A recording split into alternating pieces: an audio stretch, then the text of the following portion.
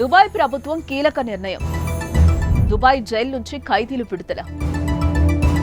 ఆదేశాలు జారీ చేసిన అధ్యక్షుడు. రంజాన్ సందర్భంగా 1518 మందికి క్షమాభిక్ష. 500 మందికి పైగా భారతీయ ఖైదీలు విడుదల.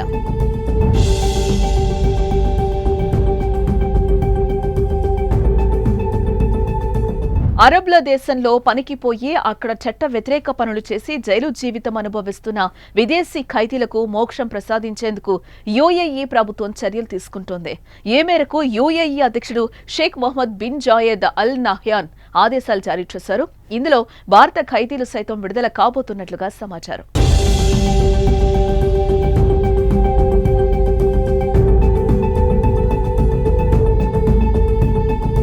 అరబ్లకు పవిత్ర మాసం రంజాన్ సందర్భంగా ఖైదీలకు యునైటెడ్ అరబ్ ఎమిరేట్స్ యూఏఈ ప్రభుత్వం శుభవార్త చెప్పింది. అక్కడి జైళ్లలోని ఖైదీలకు క్షమాభిక్ష మంజూరు చేసినట్లు అధ్యక్షుడు Sheikh Mohammed bin Zayed Al Nahyan ప్రకటించారు. 1295 మంది ఖైదీలను విడుదల చేయడంతో పాటు 1518 మందికి క్షమాభిక్ష ప్రసాదించాలని నిర్ణయం తీసుకున్నారు. దుబాయ్ జైలు నుండి విడుదలైన వారిలో 500 మందికి పైగా భారతీయులు సైతం ఉన్నారు. ఈ చర్య భారత్ యూఏఈల మధ్య బలమైన సంబంధాలను తెలియజేస్తోందని అన్నారు.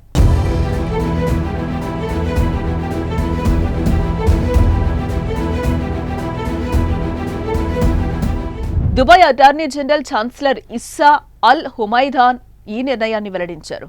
దుబాయ్ జైలులో మగ్గుతున్న ఖైదీలకు యూఏఈ ప్రధానమంత్రి Sheikh Mohammed bin Rashid Al Maktoum మంజూరు చేసిన క్షమాభిక్ష వర్తిస్తుందని తెలిపారు. దుబాయ్ పబ్లిక్ ప్రాసిక్యూషన్ స్థానిక పోలీసుల సమన్వయంతో వారిని విడుదలకు చట్టపరమైన విధానాలను ఇప్పటికే ప్రారంభించినట్లు వివరించారు. ఈ నిర్ణయం ఖైదీలకు కొత్త జీవితాన్ని అందించడంలో అధ్యక్షుడి అంకిత భావాన్ని తెలియజేస్తుందని చెప్పారు. ఖైదీలు కుటుంబ సభ్యులపై భారాన్ని తగ్గించడానికి వారి ఆర్థిక ఇబ్బందులను సైతం పరిష్కరించనున్నట్లుగా వివరించారు.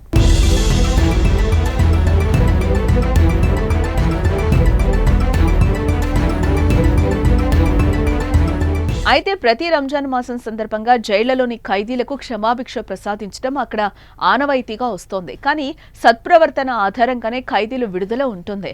మరోవైపు యూఏఈలో మరణశిక్షలు పడిన భారతీయులు 25 మంది ఉన్నారని, వారిపై కోర్టు తీర్పులు ఇంకా అమలు కాలేదని విదేశీ వ్యవహారాల శాఖ సహాయ మంత్రి కీర్తివర్ధన్ సింగ్ ఇటీవల రాజ్యసభలో వెల్లడించారు. విదేశాల్లో జైళ్లలో ఉన్నవారు, విచారణను ఎదుర్కొంటున్న వారు కలిపి ఏకంగా 10,152 మంది ఉన్నారని తెలిపారు.